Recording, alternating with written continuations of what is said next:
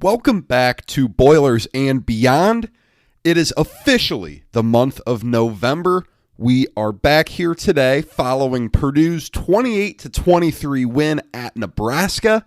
Boilers move to 5-3 on the season. Big win for the Boilers, and we are going to break it down in depth here today. We are going to preview this week's matchup against the undefeated Michigan State Spartans. A special guest coming on the show to join us to help preview that one today. Before we get going, follow the show on Twitter at BoilersBeyond.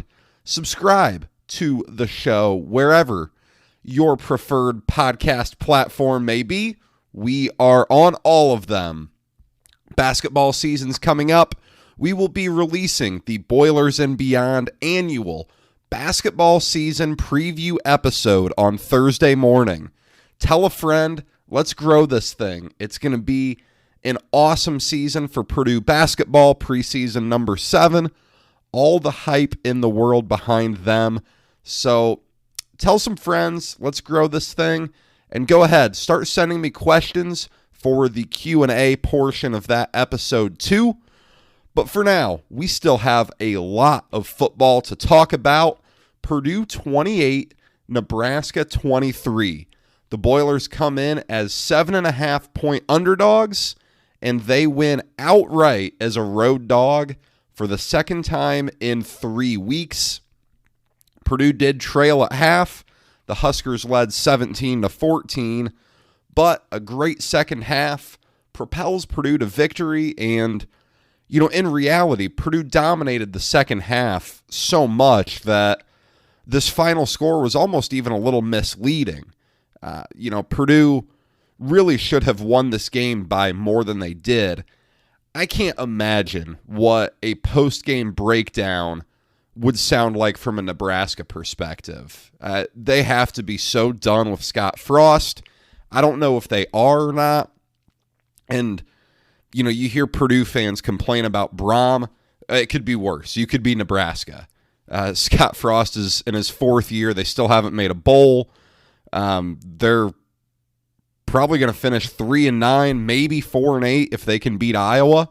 That's your hope at this point. Adrian Martinez has been your quarterback for 4 years, and he still does what he did on Saturday. But hey, we break it down from a Purdue perspective here. Let's jump right in, talk about some takeaways, and then as always, we'll kind of look at it from a season-wide point of view to see where Purdue's at heading into the final month of the season here in November. And takeaway number 1, was that a running game we saw on Saturday? Purdue ran the ball 41 times, total of 116 yards. Now, that isn't some groundbreaking stat to most teams in the country. That's probably an average rushing day at best for a lot of other schools, but this isn't your average school. Purdue does not run the ball well. King Doru had a very nice day. He hit holes better than he has in most other games this year. It's not always easy to see holes opening up behind Purdue's offensive line. That is a huge issue in the running game, is simply getting those holes. But when they opened up, Doru did a better job of hitting them than he normally does. 17 carries, 74 yards. Doru was really good in this one, and he was complimented by Xander Horvath. It was awesome to see him return from injury, and hand up, I doubted that Horvath was going to come back this year.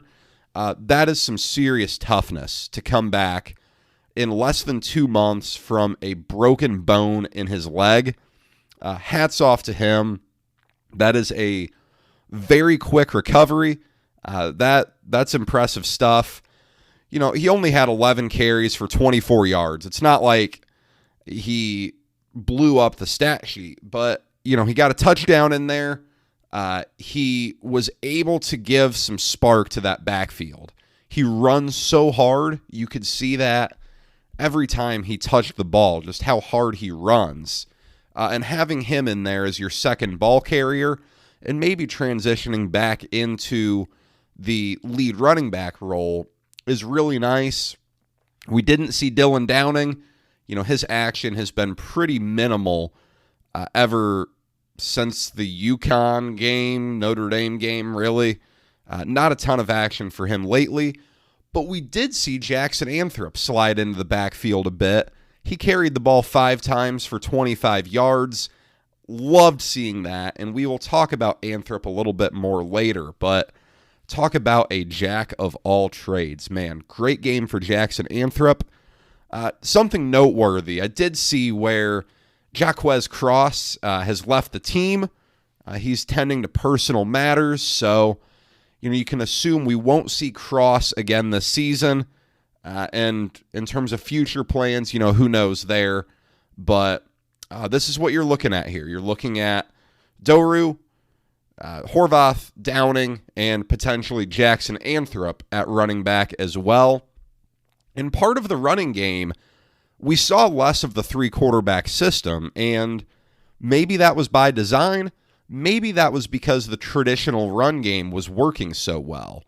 Purdue was able to manufacture that in a way that they hadn't been able to so far this season. Austin Burton came in to run the ball once on a 3rd and 1. If he got back to the line of scrimmage, that was great. That was as close as he was going to get. That was going nowhere. And then Jack Plummer was on the field for a single play, a reverse to David Bell. Other than that, Aiden O'Connell took all of the snaps at quarterback, and he had a nice day. He didn't try and do too much. He really did a nice job of taking what Nebraska was giving him. That's where he got in trouble against Wisconsin, was trying to force things downfield when they weren't there, trying to force things outside the hash marks when they weren't there, trying to improvise and extend plays that weren't going to happen. In this game, he was very effective.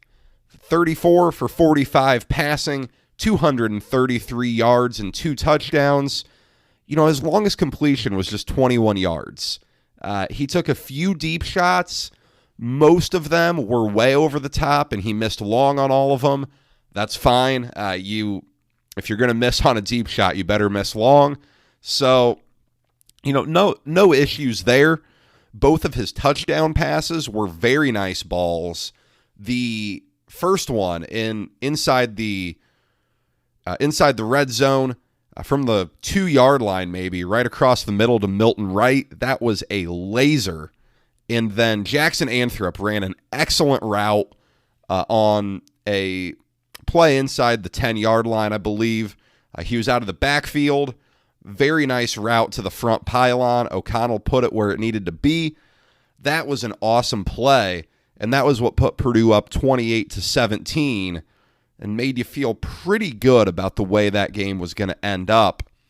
Another positive for O'Connell that I don't know if I've talked about it enough on here.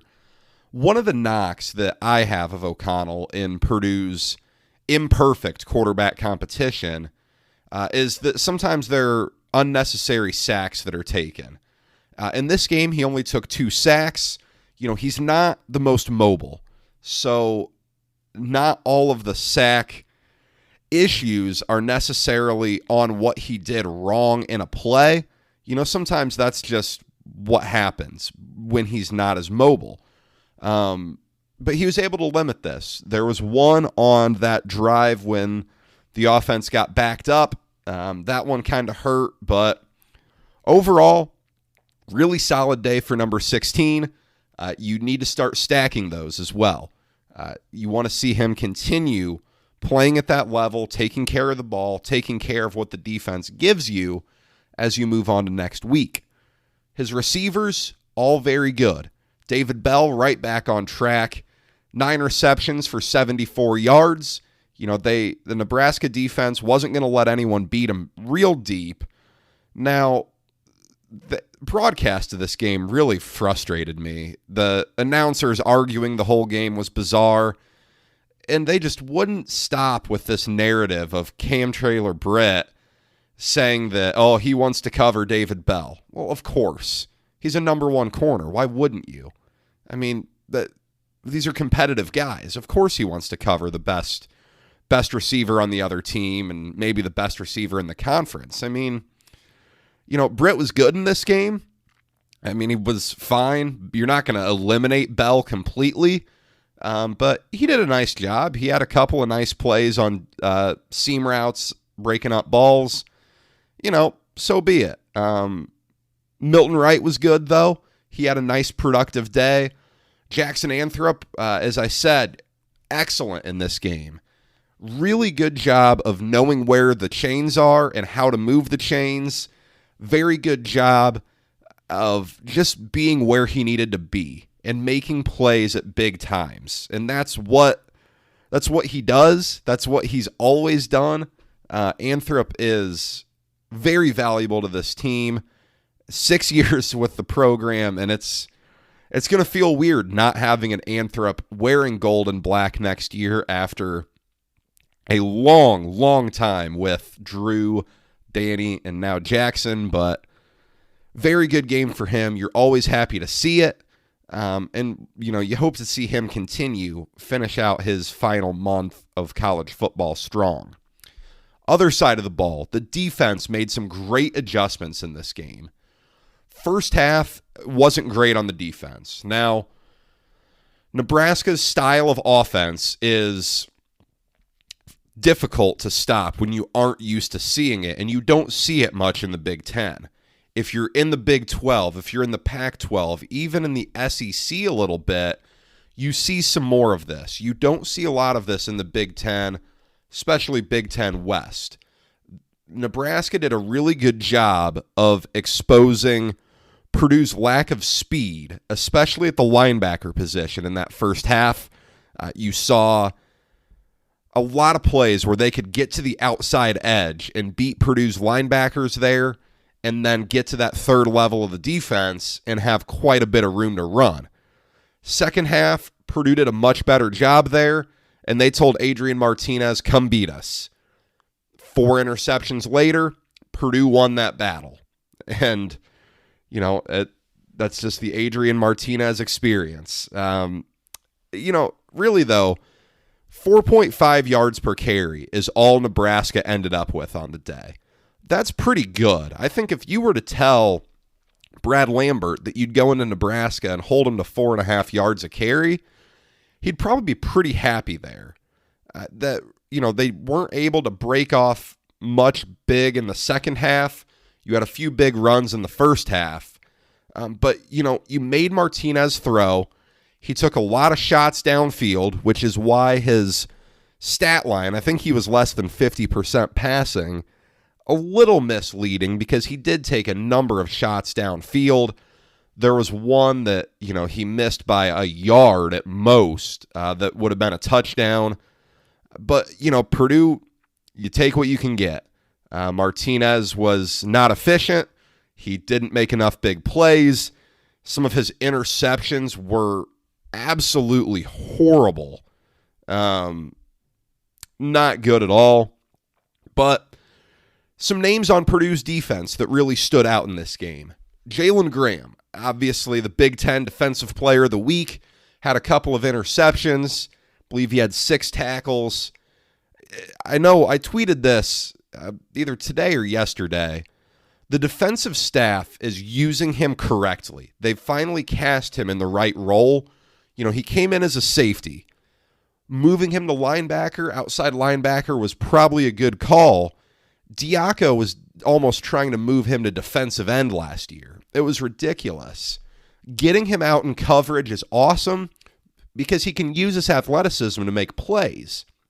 And that's all he's done this year. He's made play after play. It has been huge for this defense. And, we see it every week. We saw him take away a elite tight end in Mayer up at Notre Dame. And this was another great game for him. Kydron Jenkins, first game of the year, he's listed ahead of DeMarcus Mitchell on the depth chart. Mitchell's dealt with injuries all year. Now you see Jenkins really making plays everywhere. For a redshirt freshman, that is incredible. Jenkins is very, very good. Makes me feel a little bit better about that defensive front next year. He's not going to be Karlaftis. Don't get me wrong there. You're not going to replace a guy like that. But Jenkins is going to be a guy that can come in, improve over the offseason, and have a really good year in 2022. He has been everything you could have asked. And, to take the role of DeMarcus Mitchell, who everyone was really excited about, and he has exceeded any expectations you could have had for that position as a whole. Lawrence Johnson got dinged up a bit. He appears to be fine. You need him. He has been huge this year. Him and Branson Dean, both on the inside, have been very good. Although DeMar J. Lewis came in, another redshirt freshman, and he's been good too. This defensive front has been very, very nice. And, you have to feel really good about the development you've seen on the defense. So many of these guys came in that 2018, 2019, 2020 time period. They're on the field and they're making plays. I mean, Cam Allen, Marvin Grant, Jalen Alexander, Jalen Graham, George Karlaftis, Lawrence Johnson, Kydron Jenkins, Branson Dean. I mean, the list goes on and on. These guys are making huge impacts, and you can't ask for anything more. Another new guy making a bit of an impact. We saw Sanusi Kane, really the first extended playing time of his career. Jamari Brown nicked up a little bit. Sounds like he'll be all right, although Jeff Brom did kind of make it sound like he's going to be a little limited in practice this week as to what he does. Kane held his own. He is a good athlete. I know they're high on what he can do. So reason to believe that that's going to go well in the future. And, of course, it wouldn't be a Purdue podcast if we didn't have to talk about the special teams and if we didn't have to talk about them in the not-so-positive light. Mitchell Finneran, oh boy, turning into a liability and a half. Misses from 36 and 39 yards. That is now missed field goals against Minnesota and Iowa. A missed extra point last week against Wisconsin. Missed field goals here. I think he's 1 for his last 5 on field goals. And now, I tweeted this during the game. I think you've got to start thinking about Ben Freehill, the Oklahoma State transfer. He'll be the next guy up at kicker. You don't want in-season kicker controversy ever. There is nothing more nerve-wracking for a fan base than a kicker competition because, you use him, 4 times a game, 5 times a game, but it is so, so important. These are games coming up. Michigan State could, Northwestern could, Indiana could. These games could all be decided by a field goal. I know we had a question about this on Twitter, and since I already have it as a point here to talk about, will there be a competition at kicker? There should be. Jeff Brom said there will be. I'll be surprised if Finneran doesn't take the first kick on Saturday. But, yeah, this is a massive concern. Only other special teams complaint, TJ Sheffield electing to let a punt go. He was standing between the 15 and 20 when he lets it go. The ball gets downed at the 4. Now on Twitter, there was a really good point from Kyle Charters, former Gold and Black football writer. Anthrop could have been telling Sheffield to let it go. Anthrop was kind of that middle return guy, turning around, giving instructions to Sheffield. So that may not have all been on Sheffield there. But starting drives at the 4 is really hard for an offense that doesn't consistently run the ball well, an offense that really isn't going to line up in front of you in an I formation and go get you 5 yards. You can't start drives inside the 10. That one really hurt. Other than that, on special teams, Ansel's fine. Nothing new there. Consistent. Would like to get a little more distance on those punts, but, so be it. Yeah, that's about it on special teams. Waiting on Chris Van Ekeren to come back. The kickoff specialist rolled his ankle against Iowa. Purdue, I don't think they've had a touchback with Finneran or Freehill kicking off. So you would like to have Van Ekeren to get that ball back in the end zone. Hey, very good win for Purdue here. There were lots of missed opportunities in this game. Cam Allen drops an easy pick six on the first drive of the game. Purdue misses 2 short field goals. A short field or two, Purdue gets inside the 50 multiple times and doesn't score. Inside the 40 another time, I believe. So, you'd love to see a little more opportunistic offense than that. And then the offense had some chances to get first downs and put the game away. They never could do that. If they could, we might be talking about a 35-17 final score here. Instead, 28-23, you can't complain with anything from this game. You went on the road and you beat a program that was certainly vulnerable, but, Purdue was coming off a back-to-back physical games against physical programs. Nebraska came off a bye, and Purdue won this game and, did it not going away, but did it comfortably. As we head to November now, where's Purdue at in the big picture? 5-3. This is your best start through 8 games since 2007. I know we've referenced that year about a million times already. First 2-0 start since then. All sorts of stuff since 2007. First ranking. But that's where you're at. That was the second to last year under Tiller. That was kind of the last time this program felt stable. Now, this win was huge. 4-4 and 5-3 are very, very different. Especially when you look at what's coming up. November is not an easy month. Michigan State and at Ohio State, you're underdogs there. You go to Wrigley Field to play Northwestern. Northwestern's not very good. Those specialty games, though, are always weird. It might be a pro-Purdue crowd up there, but specialty games are just always weird. You get Indiana at home to end the year. They're struggling, but it's a rivalry game. Anything can happen. So now you enter November needing 1 win for bowl eligibility instead of 2. That's huge. That is a massive difference. Some serious credit to Jeff Brom here. And I know I have listeners that like to complain about him. I know there are Twitter users on Purdue Twitter that like to complain about him. A lot of message board posters like to complain about him. But Jeff Brom always preaches that it's a 1-game season, and he does a very good job of getting his team to focus on that. It is impressive. There is a lot of reason to like what Brom has done this year. November, not going to be easy, but get 1 more win. You're in a bowl game, and as I've said all along, 6 wins is the standard for success for this year's team. You have 3 cracks at it, in my opinion. I don't think you're going to win at Ohio State, but Saturday you've got a chance, and you'll be favored against Northwestern and Indiana. You're in a really good spot here. Now, you have a big one at home on Saturday. 3:30 on ABC. Purdue gets national TV coming to Ross-Ade Stadium for the Michigan State Spartans. Spartans are favored by just 3, a low point spread there. The total is set at 53.5. Early weather is looking like prime Big Ten football weather.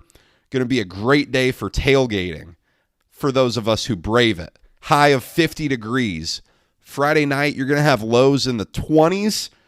It's going to be a chilly morning for those of you making the trip in to tailgate. I know I'll be out there plenty early. It's going to be good. Spartans are coming in 8-0, fresh off a massive win on national TV against their biggest rival in Michigan. Year 2 of the Mel Tucker era is turning into a dream season up there. Instead of me giving you what I know about Michigan State, I always like to bring in guests when I can. So let's bring in someone who is a much more expert on Michigan State athletics than I am. All right, we are joined here today by Ryan Collins, my Michigan State insider, knows more about Spartan athletics than anyone else I know. Ryan, thanks for coming on the show today. Pleasure. Fan of the show. Was happy to join. Hey, I appreciate it. So talk to us a little bit. Big win for the Spartans last weekend against the in-state rival. Talk about that win for us a little bit. If I was lucky enough to be in East Lansing for it, probably the best environment I've seen at Spartan Stadium, and my family's had season tickets since I was little, so it was a great day to be a Michigan State Spartan against, especially whenever you get to beat Michigan, makes it a little extra sweet because, I mean, nothing better to see those sore losers walk off, just complaining about the referee. Like, nothing is sweeter than getting a text or two. It's like, I don't think the better team won today. I'm like, I don't care. I just see the scoreboard. But, yeah, it was great. Yeah, the wins and losses are all that matter at the end of the day. And the biggest reason Michigan State won that game is Kenneth Walker III, your star running back. 5 touchdowns on the day, becoming a legitimate Heisman contender. Tell Purdue fans what they need to know about your star running back. Well, Michigan State the last couple of years, I mean, I'm trying to think, when's the last time Michigan State and Purdue have played in football? 2018. It was years. It was the week after Purdue beat Ohio State. And that was when Rocky Lombardi trotted out there and took down Purdue. Yes, that was a much different Purdue team, as you know. I mean, they didn't. I don't think defense was in their vocabulary at that point of the Jeff Brom era. But no, I'll say since like D'Antonio, like in 2017 throughout till this year, this offensive line's kind of been trash, and they've been really underwhelming the entire my entire time at Michigan State. I just graduated last year. They've played a lot better. They got a transfer portal guy from Arkansas State, Jared Horse. He'll get a couple holding calls per game, but he's still better what they were trying out there. But Kenneth Walker, I mean, he's first play of the season, throws 80 yards against Northwestern, kind of just has set the tone ever since. But it's not just him, to be honest, because Michigan State's quarterback Peyton Thorne, he's definitely better what they've been trying out with Rocky Lombardi last year. But I think they're more comfortable in the scheme, and they're running a lot of spread concepts that I don't think Michigan State has really necessarily ran ever in my lifetime. They run a lot of pistol, but he has really good vision. People want to compare him to Le'Veon and stuff like that. He's not that talented of a back, and people are gonna be like, well, Le'Veon wasn't a Heisman contender. Le'Veon was also playing on a 6-6 football team. But Kenneth Walker, I mean, yeah, you have to talk to her credit, because when you look at the running back room for Michigan State, you didn't really look at it as a concern. Last year, they had a couple of guys. Elijah Collins, who 2 years ago ran for 1,000 yards, has not really even seen the field this year. So it's basically been Kenneth Walker's backfield the entire season. But they're a different team. They can run the football now, and they haven't been able to do that since 2015, which is, I mean, if you're going to win in the Big Ten, you got to run the ball at least a little bit. Yeah, and Purdue's been finding that out quite a bit this year. Last weekend, they ran the ball well, crossed over 100 yards for the first time in a while, and they won the game. Yep. Talk a little bit, the run game is the strength of that Michigan State offense, but if they get forced to pass, what's the outlook on the pass game with Peyton Thorne? Well, the thing that's interesting, it's very inconsistent, and Thorne, he doesn't have the strongest arm and stuff like that, but he'll make some big throws. He made a really big throw on 4th and 4 to Jaden Reed. Jaden Reed and Speedy Naylor have been really, really good. I think Naylor is going to be out this week. He missed the second half of the Michigan game. I don't know what happened, but he had a cast on his left hand or something, so he'll probably be out. Michigan State always just kind of has pretty solid receivers, and this year's not really different. Reed's pretty solid. Trey Mosley, who is probably a guy you're going to hear a little bit more now since Jalen Naylor went down. But it's all I've been actually kind of a critic of this.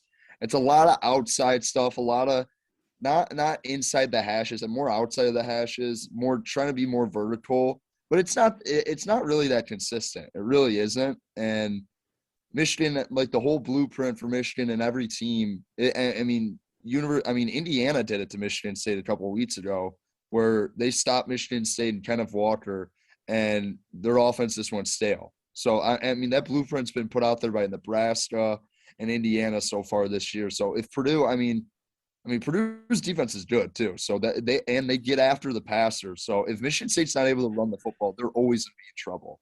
Like Peyton Thorne, he's progressed throughout the year and he's made some really big plays, but I don't think he's at the stage of his career where, like, you could look at a guy like Connor Cook back in his heyday, where it's like, okay, I'm just gonna take over this game by myself. I just don't see that for this offense, at least right now. Yeah, that makes sense. And I think certainly haven't watched every Michigan State game, but it's a run heavy approach. And when it works, it works. And it'll be interesting to see, now as they go into the latter part of the season, if they get forced to throw the ball, how that goes. Well, Nebraska. Michigan State should have lost the Nebraska game. Like that, I don't know how they won that football game. They didn't take Adrian Martinez and Scott Frost, but you're right, Jordan. If you make this team reliant on the pass, which they kind of were in the second half against Michigan this week, and they did move the football, but every big play was kicked off by Kenneth Walker. So you can't really say like the pass game was individually a huge part of the reason why they got back in that football game yesterday. So it's interesting. If you're able to shut down this run, this offense becomes very one-dimensional. Just as much as I like Jaden Reed and some of their other like tight end weapons, Peyton Thorne is kind of like a one-read guy so far. I don't see him killing you. Talk a little. Mel Tucker comes in as a great defensive mind.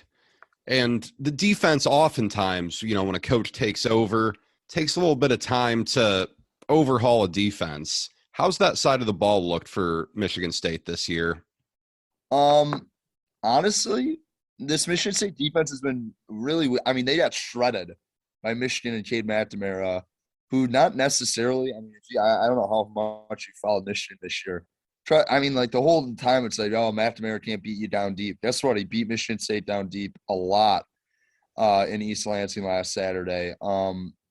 There's safeties. Xavier Henderson, their strong safety, he's been there a while. He's probably the best player on this defense.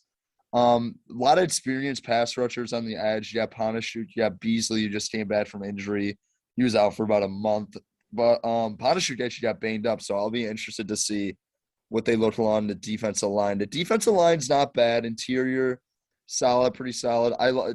Their middle linebacker, Cal Holiday's a really good player, but a lot of soft zone, Jordan. So if you're comfortable taking 7 to 8 yards on the outside, and a guy like David Bell, I'm really interested to see what they do defensively on him. But David Bell could easily go for 150 in the first half if Michigan State wants to play soft zone with him. Mel Tucker, it's Stouty Hazelton, their DC, and Mel Tucker. They're very, very good at making adjustments in game. But in the first half, don't be surprised if Purdue's offense gashes Michigan State's defense a little bit. Yeah, Purdue's similar in that boat. They just saw that with Nebraska a little bit last week. Purdue, longest completion of the day was 21 yards, but they just hit Nebraska with short to intermediate passes all day. Yeah. Had a lot of success there. So what am I missing? What areas of Michigan State's team am I kind of missing out on that my listeners need to know about? They've been very, very sound special teams. In the return game, Reed has 2 punt returns. He almost had a couple kick returns in the Nebraska game too. They're just a really – I know you're a huge basketball guy. If you remember those Cassius Winston – I hate to make this comparison. Those Cassius Winston Michigan State teams, they weren't necessarily the most talented, but they mentally you're just like, oh, they're just kind of figuring out how to win. Michigan State's had plenty more talented teams in this 8-0 team so far.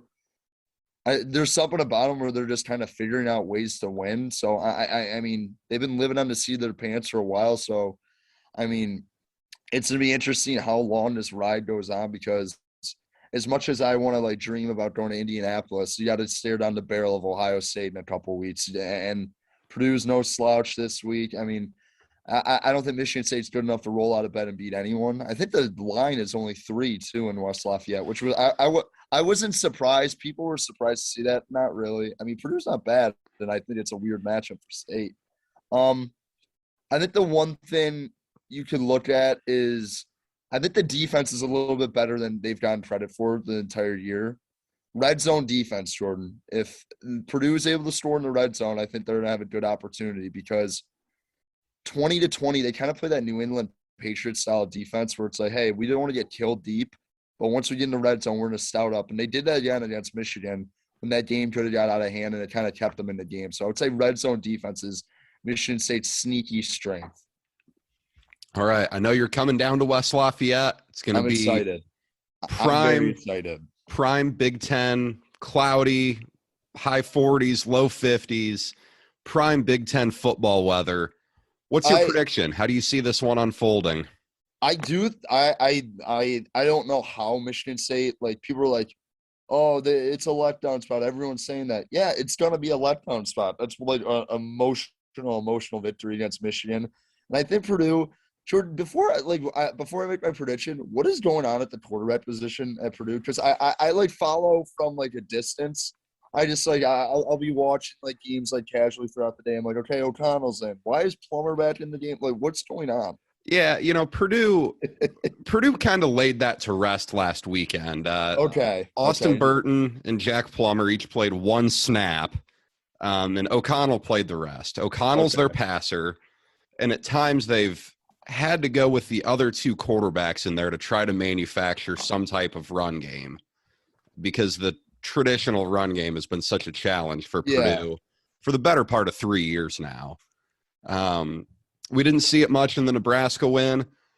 I have a feeling we're going to start seeing less of it, but if Purdue gets into the second half and the traditional run game isn't working to any degree, I think that's when you may start seeing those other quarterbacks come in to try to bust off a run play of 7-8 yards. My prediction is I do think it's going to be – I think Purdue's going to be able to move the football against Michigan State. I really do. And I think Braum does a good job. I mean, I know the Purdue people go back and forth on Braum. It might just be – I mean, our mutual friend Andy might just be a nutcase and just hates – I mean, he's so reactionary. So I might cloud a judgment on what Purdue fans think of Braum. But I would say 27-24 Michigan State right now. I think 3 is a pretty good indicator line. It's going to be all about if Michigan State can run the football. I think that's just like going to be a question the entire year. Because if you watch that Michigan game, when Michigan State kind of got one-dimensional, they weren't great in pass protection. They really weren't. And I know they're going up against a guy in Aiden Hutchinson, but there's a couple of guys on Purdue's like defensive line who are very, very talented players that I think are going to play on Sunday. Who's number 5? He's a really good player. Yeah, George Karlaftis. Yeah, he can play. Like, they got some dudes out there. So if they're not able to establish a run, they're going to have a problem. I hate to say that. Sound like every like NFL commentator for like the last 70 years. But if they're not able to establish a run, it's going to be interesting. I like this defense a little bit more than a lot of people, but I mean, when you play David Bell, their cornerbacks are going to have to play a lot better than they did in East Lansing against Michigan if they want to win in West Lafayette. So I like Michigan State 27-24, but I'm also a homer, Jordan. So don't take half the things I say with a grain of salt. Well, there you go. I agree. I think Michigan State's going to win. I'll be making my prediction here later. Jordan. Well, Purdue's – this is how Purdue operates. They win a game, they lose a game, they struggle to stack momentum on top of one another. I don't know what my prediction will be. I've got another day till I actually record this episode. But gotcha. What's it called? Before I leave, Jordan, if Ross State, I mean, I don't know the last time Michigan State's won the Ross State, but I know Michigan State basketball, every time they go to Mackey, they get housed. So maybe I'll hope the luck just kind of flips. Well, there you go. Michigan State's certainly overdue in Mackey Arena. Maybe they'll get the luck in football this year. Then get hammered in basketball, probably in Mackey. Yeah, actually, I don't even think they play in Mackey this year. It's up in Breslin only this year. Thank God. Okay. RC, thanks for coming on the show today, man. And I look No forward to seeing problem. you this weekend. I'm looking forward to it. All right. Thanks again to Ryan coming on the show, helping us preview the Michigan State side of things here. He did a much better job than I could have. Hope you guys enjoyed that. 3 keys for this game. Number 1, you have to capitalize on opportunities. Purdue didn't do a great job of that against Nebraska, as I've already talked about. Now you have a real opportunity in general here. And I'm not saying you have to win this game. That's a big ask. But you can't allow scoring chances to slip away like you did last week. This offense you're going to face is much more disciplined than Nebraska's. There's just a lot more going on there and a lot more that can beat you. You can't allow touchdowns to turn into field goals. You can't allow drives that should end in a field goal attempt to turn into a punt. Got to capitalize better than you did last week.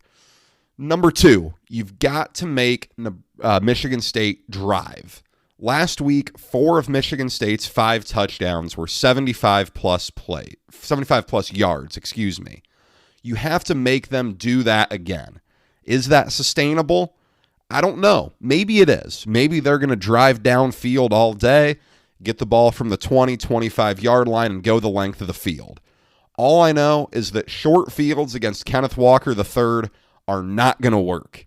And if you can make them drive, who knows? Maybe they still beat you just going down the field, nickel and diming you. I don't know. Maybe that's what happens, but if it does, so be it. You'll live with that.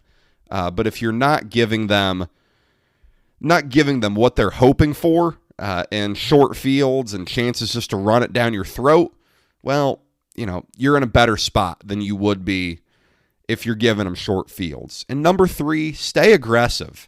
You got nothing to lose in this one. The pressure's on Michigan State. They're undefeated. They just beat a big Michigan team. This is a prime letdown spot. You heard RC say it. It's a prime letdown spot. The pressure's on them to not be a letdown here. You're not going to win this game on the ground. You're going to have to throw it. Kicking game is a massive question mark. That's going to influence your decisions on 4th downs. It's going to influence your play calling on 3rd downs. Everything about this game, you need to be aggressive because you can't settle for 3 when it's a coin flip, whether you're going to get 3 or 0 there. My prediction, Michigan State 31, Purdue 24. I can't bring myself to pick this upset. I think Purdue, it's just frustrating because they haven't stacked wins well to this point. Since they beat Oregon State and UConn to win back-to-back, they've kind of traded wins and losses ever since. It's a game Purdue could win. I would not be totally shocked to walk out of Ross-Ade and see Purdue win, but winning as an underdog in back-to-back games is tough. Purdue's been an underdog in 4 straight games now. I don't know that Purdue can slow down Walker enough. I don't know if O'Connell can play another clean game with no interceptions. This would be a massive win. Don't get me wrong. Purdue could really use a home win. I know it really doesn't matter in the big picture where your wins come. 3 straight home losses does not do you any favors with the people who are casual fans. Maybe they watch the away games, maybe they don't. They come to the games, it's a family thing for them, who knows? But losing 3 straight games at home doesn't do you any favors. It could be huge to win this one. As I said, national TV audience, it's a 3:30 kick. Looking right now, there's still some tickets left. It's Monday night. Whenever you're listening to this show, if you're not coming, check it out. It's going to be a nice fall day.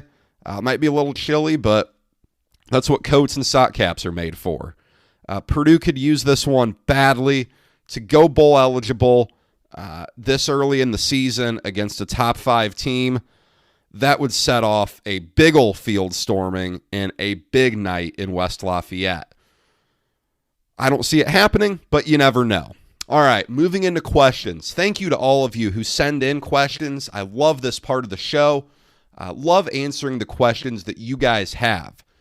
Number one, and this is a really good question. I liked this a lot. How many points do you think it takes to beat Michigan State? In other words, how many points does Purdue have to put up to win this game? Michigan State has won their games in different styles all year. Looking at it, 23 points in their win over Nebraska, just 20 in their win down at Indiana, and some of those points were on defense. I know there was a pick six from Jack Tuttle in there. They did score 38 in their win over Miami. They just hung 37 on a good defense in Michigan. So, there's a wide variance of what you're going to get here. Purdue has a strong defense. I think regardless, Purdue's going to need 28 to win this game. That seems like a safe number to me. I could see Purdue winning this game 28-24, something in that area. I think 28's a fair number. Do you think David Bell will get the season single record, the single season receiving yards record?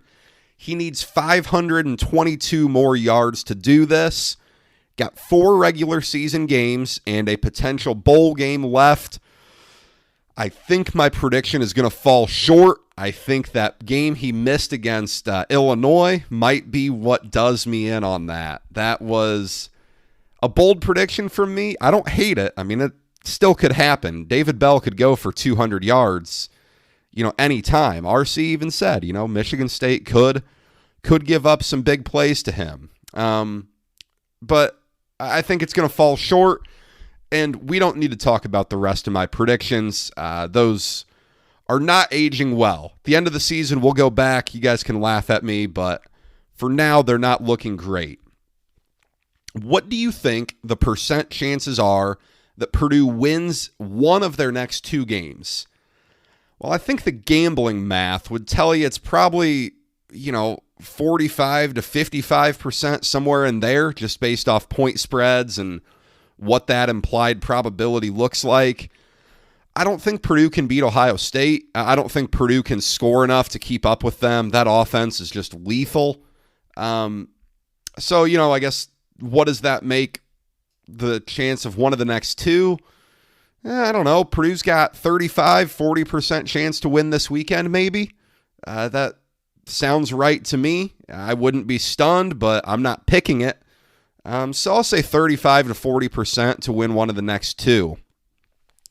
What is the number one thing that needs to happen for a win this week? Purdue's got to capitalize.